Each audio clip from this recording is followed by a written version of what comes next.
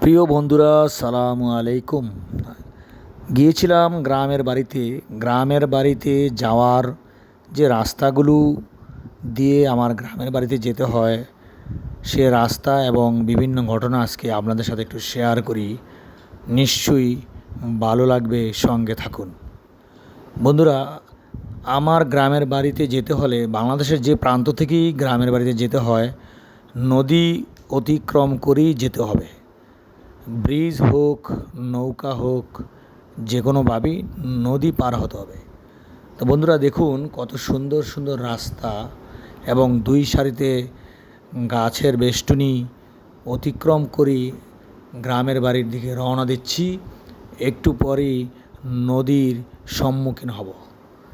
এখানে বলে রাখি, এই রাস্তা দিয়ে সামনে গেলেই বিভিন্ন নৌকা আছে। সেই নৌকা দিয়ে আমি নদী পার হয়ে গ্রামের বাড়িতে যাব। এখন নৌকায় চড়তে কার না ভালো লাগে?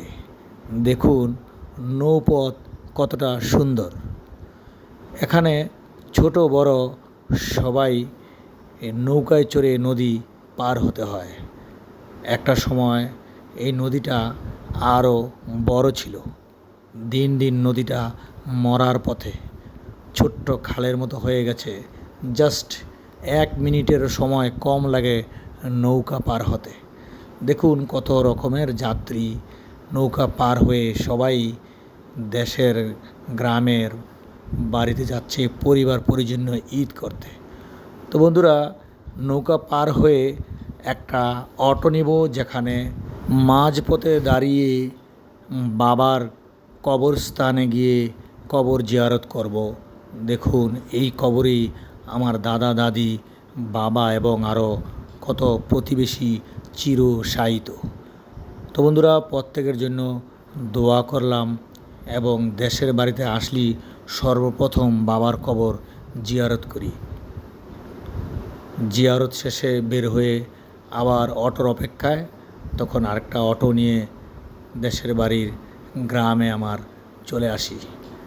চলে আসলাম আমার গ্রামে এবং আমাদের বাড়ির পাশে।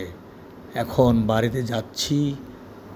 বাড়িতে যেতেই মনটা আনন্দিত, কারণ বাড়িতে ঢুকতেই মায়ের সাথে দেখা।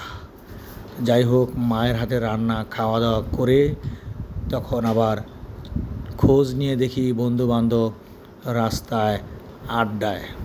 সে আড্ডায় মগ্ন হতে আবার বের হয়ে গেলাম রাস্তার দিকে।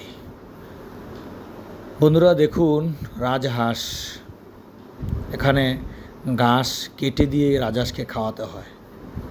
তো বন্ধুরা, যাচ্ছি আমার গ্রামের বাড়ির বন্ধুদের সাথে আড্ডা দিতে। এখানে এসেই দেখি বন্ধুবান্ধব সবাই ক্যারাম নিয়ে ব্যস্ত। এখানে আসলেই অন্তত একটা টোকা সবাই দিতে চায়। খুব মজাদার একটা খেলা, চমৎকার একটা নেশায় মগ্ন সবাই। তো বন্ধুরা, যেহেতু গ্রামে আসছি ঘুরতে, খেলায় বেশি একটা না মেতে বন্ধু মনিরকে নিয়ে চলে গেছি নদীর পাড়ে। নদীর পাড়টা চমৎকার ছিল, ভরা যৌবন, বর্ষাকালের সময় ভরা নদী দেখতে কার না ভালো লাগে। চলে গেলাম নদীর পাড়ে।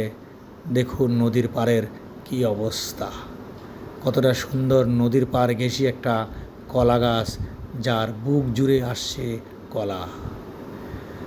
বন্ধুরা, অনেক মজা করলাম, অনেক হাসি তামাশা, অনেক এনজয়, অনেক স্মৃতি, যে স্মৃতিগুলো শুধু পেছন ফিরে তাকালি আনন্দিত।